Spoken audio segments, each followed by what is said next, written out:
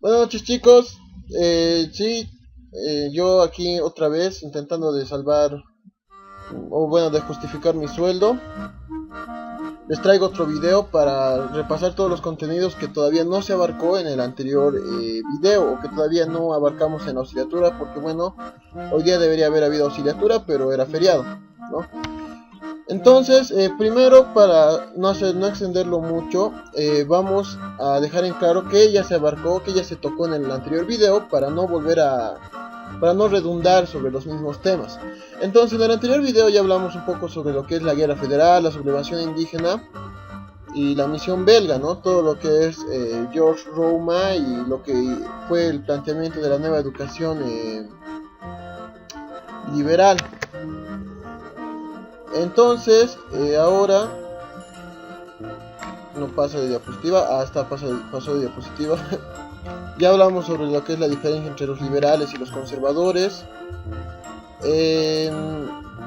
Aquí recordar un poco que el respaldo de los conservadores estaba dirigido, ¿no?, sobre lo que eran los señores de la plata, y los liberales estaban subvencionados más o menos por lo que eran los emergentes señores del estaño, ¿no?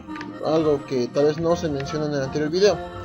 Luego está los cambios que hizo Pando después de lo que traicionó a Wilca, después de que Wilca junto con el ejército de indígenas fue decisivo para la victoria de los liberales, y gracias a eso tenemos el estado como lo concebimos hoy, gracias al apoyo de los indígenas que fueron fundamentales para la victoria de los liberales, ¿no? Que algunas personas no comprenden eso y se dejan llevar por lo que ya hemos visto en la lectura, en una lectura que se vio en la materia sobre la reinvención de esta traición, en donde señalan que Zárate Vilca sí fue muy brusco, tomó las medidas necesarias para llevar al ejército liberal a la victoria.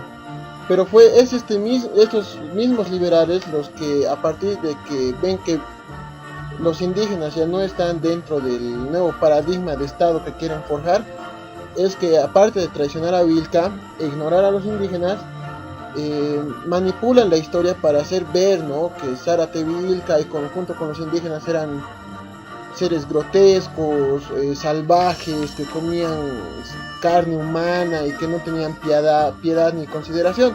Claro que todo esto es desmentido en la proclama de Caracollo, documento base, y en cualquier libro de historia con fundamento creíble, con algún tipo de fundamento académico, va a refutar todas estas falsedades que se crean a partir de los gobiernos liberales allá por los 1900, ¿no?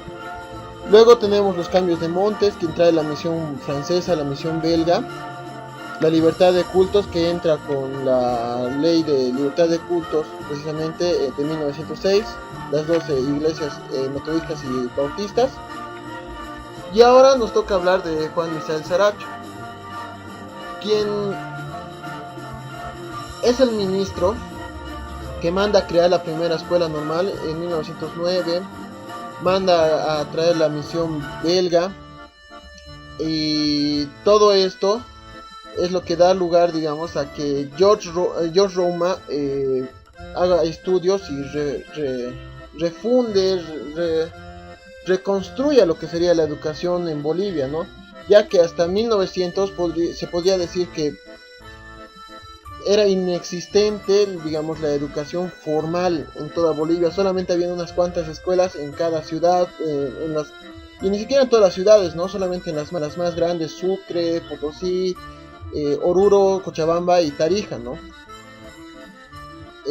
Tarija no sé, no creo que no Tarija, pero o sea, podríamos hablar de eso, de que las escuelas solamente estaban en las grandes urbes, Beni, Pando, Santa Cruz y el resto del campo, digamos, ya no había nada.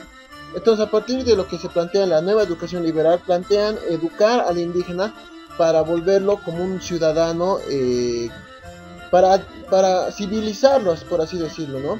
Y es por eso que ven la necesidad de traer a un intelectual belga, que es George Roma, que a la edad de 24 años ya llega a Bolivia. Y este es un sociólogo, pero que trabajó con De Crowley, ¿no? Un gran pedagogo que tiene una gran bibliografía de ese momento, que hasta hoy en día se lo estudia. George Roma, como ya decíamos, llega aquí a Bolivia para hacer un estudio de lo que es el contexto boliviano, para poder reformar la educación boliviana y hacer una educación, digamos, adaptada para Bolivia. Claro que de alguna manera su visión de adaptarlo a Bolivia era traer una educación extranjera para adaptarlo a Bolivia, y sin tomar en cuenta muchos aspectos, ¿no? A pesar de que George Roma hace un estudio de lo que es el aspecto biológico de las funciones neurocerebrales de los indígenas aymaras quechuas, ¿no? Pero en las conclusiones de sus investigaciones señala que el indígena boliviano no tiene la capacidad, digamos, intelectual que podría tener un criollo o un mestizo, ¿no? Porque es muy sentimental, muy energético, y son estas facultades precisamente las que les impide ser una persona de culto, por así decirlo, ¿no? Luego, algo que tenemos que hablar, y es de las visitas precisamente que se hicieron al Palacio Portales, a la ex hacienda de Hochschild, que ahora es la Facultad de Veterinaria. Es que en este momento, como ya decíamos, los liberales son financiados fuertemente por los señores del estaño, ¿no? Que en ese momento se les empieza a denominar la rosca, porque es precisamente que a partir de esos tres señores que vemos en esta imagen de mala calidad, que Bolivia estaba bajo sus zapatos, por así decirlo, ¿no?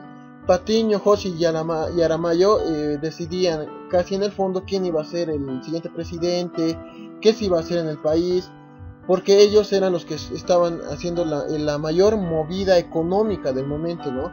Incluso Patiño, según la revista del New York Times, llegó a ser considerado como uno de los 10 hombres más ricos del mundo, ¿no? Para ponernos en contexto, si habláramos de los hombres más ricos del mundo ahora, estaríamos hablando del creador de Facebook, Mark Zuckerberg, o del fallecido, ¿no? Steve Jobs, y así otras personas que, pueden limpiarse sus mocos con billetes de $100, ¿no? Y en su momento, Patiño, José y Aramayo tenían esta capacidad, ¿no? Por eso es que se puede ver que en la casa, en el Palacio Portales de Patiño, todos los materiales eran traídos del extranjero, ¿no? Importados. Entonces, algo importante para tomar en cuenta, ¿no? Ahora vamos a pasar al tema que recientemente estamos dando en la materia, que es una sugerencia, digamos, de parte del auxiliar, que conjunto con el docente hemos investigado un poco y que nos pareció pertinente tocar, ¿no? Hablamos de que a partir, digamos, de la traición de los liberales hacia Zaratevilca y al movimiento indígena en 1904, cuando se ejecuta a Zaratevilca, los indígenas empiezan a proclamar una nueva lucha, ¿no? Que es en base al conocimiento. Pero, ¿cómo sucede esto? Primero tenemos que tomar en cuenta que en 1874, volviendo más atrás, ¿no? El presidente Tomás Frías proclama lo que es la exvinculación de tierras, ¿no? Lo que quita la propiedad comunitaria de la tierra hacia los ayllus, hacia las comunidades.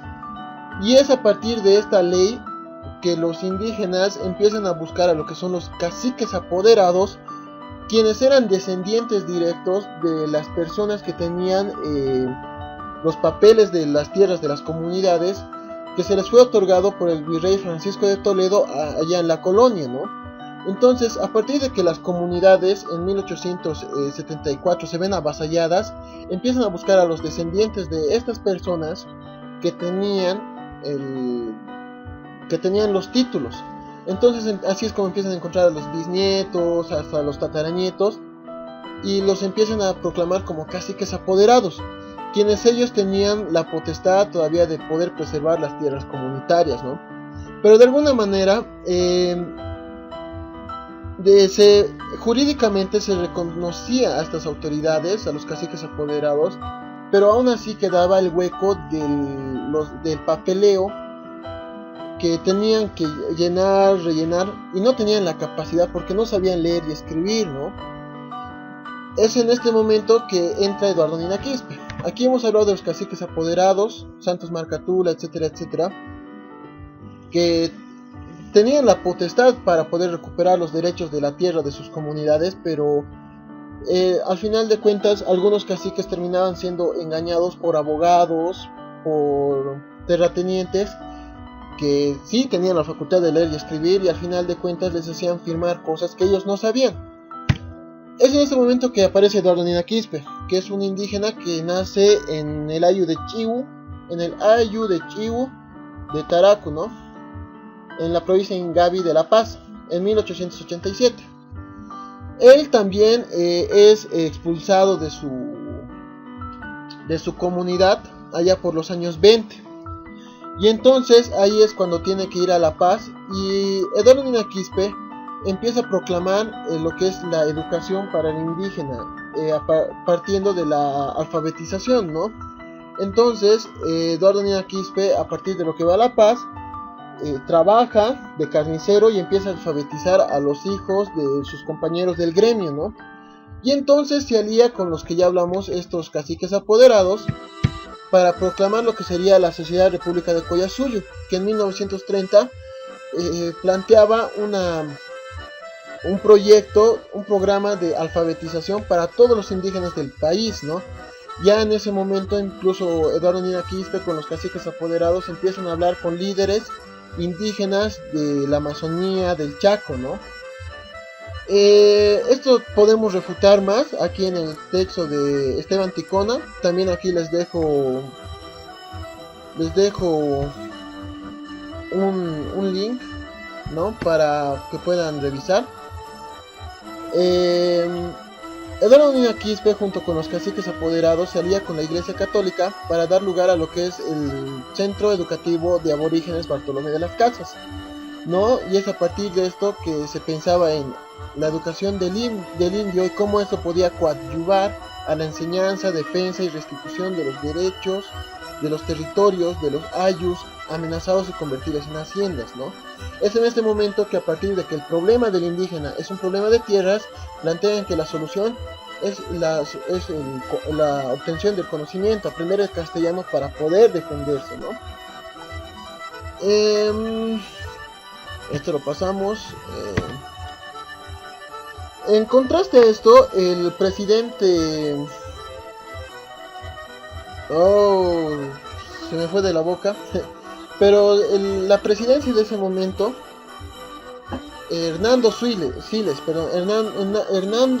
¿no? 1928 más o menos, plantea junto con su gobierno lo que es la Gran Cruzada Pro Indio, que también pretendía, digamos, alfabetizar al indígena, pero de una perspectiva liberal, darwinista, ¿no? Por así decirlo. A partir de esa perspectiva decían que el indígena debería aprender a leer y a escribir para ser un buen ciudadano, ¿no? Porque y para ser un buen obrero, ¿no? Para civilizarlo, porque de alguna manera era un ser humano, por así decirlo. Claro que no era tan inteligente como los otros seres humanos. Eso es lo que plantea, ¿no? Estos gobiernos ya republicanos, por así decirlo, porque los gobiernos liberales acaban en 1920. Pero estos nuevos gobiernos igual planteaban una perspectiva racista, clasista sobre el indígena. Y entonces es a partir que de esta cruzada pro indio planteaban aculturar o quitar la cultura al indígena, por así decirlo, para que se empiece a hablar de lo que era la gran nación boliviana, ¿no? Una sola nación, una sola lengua, una sola religión.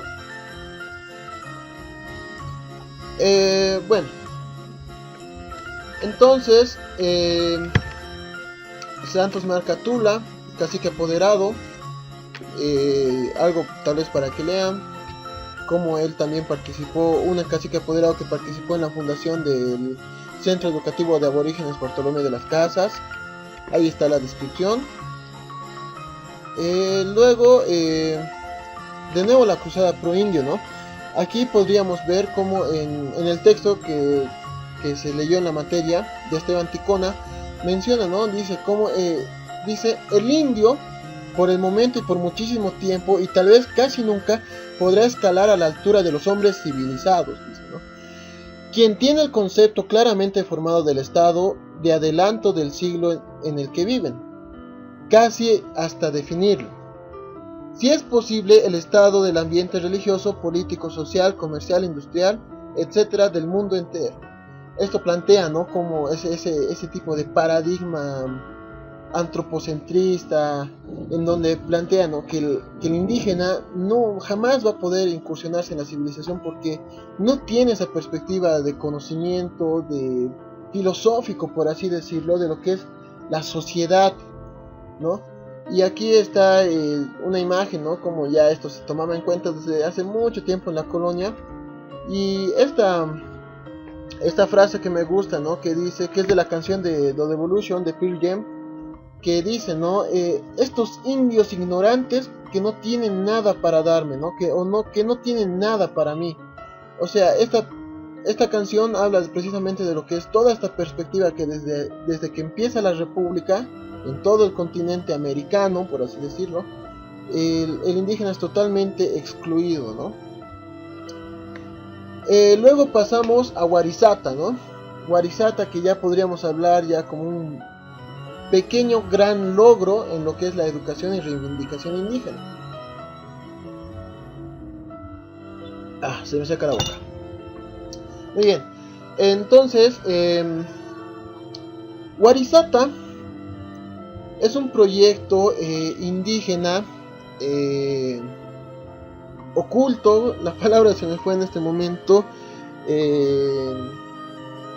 ilegal, por así decirlo. Es un proyecto educativo indígena, educativo comunitario indígena, ¿no?, que en 1931, un año antes de la guerra del Chaco, empieza a plantear lo que es la educación intercultural bilingüe, pero con propiedad, ¿no?, con docentes que se formaban en esa misma escuela, en la comunidad de Warisata, para poder educar al indígena, ya no solamente para que sepa leer y escribir, sino para que pueda trabajar con dignidad, ¿no? Era una escuela integral, activa, productora, donde el indígena mostraba desarrollar sus capacidades y habilidades y dimensiones, ¿no?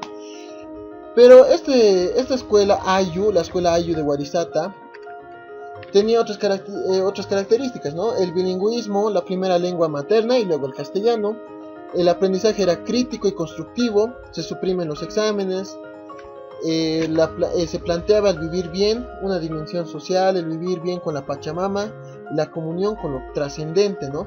La supresión de los recreos y vacaciones, bueno, eso no es, en ese momento no vamos a hablar mucho, pero se suprimen el recreo y las vacaciones porque la educación, digamos, no es solamente en la escuela, sino que tiene que ser en todo el tiempo, en todo el transcurso de la vida del niño, mientras está en la casa, en la comunidad y en la escuela. Entonces no hay recreos ni vacaciones porque en sí no hay clases bancarias, ¿no?, como plantea la educación tradicional.